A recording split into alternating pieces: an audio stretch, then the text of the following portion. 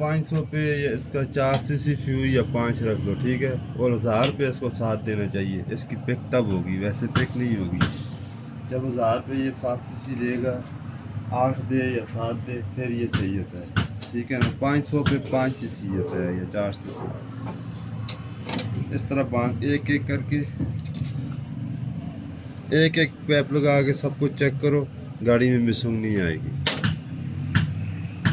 ये ऊपर से सेटिंग है। कभी 1000 पे फ्यूल कम दे रहा हो, फिर इसको थोड़ा टाइट कर दो, फिर ज़्यादा हो जाता है, रेख आगे ठीक हो जाती है, ठीक है। 1000 पे रेख मसला कर रही हो ना, 5 ही दे रही हो, फिर इसको टाइट कर दो फिर से।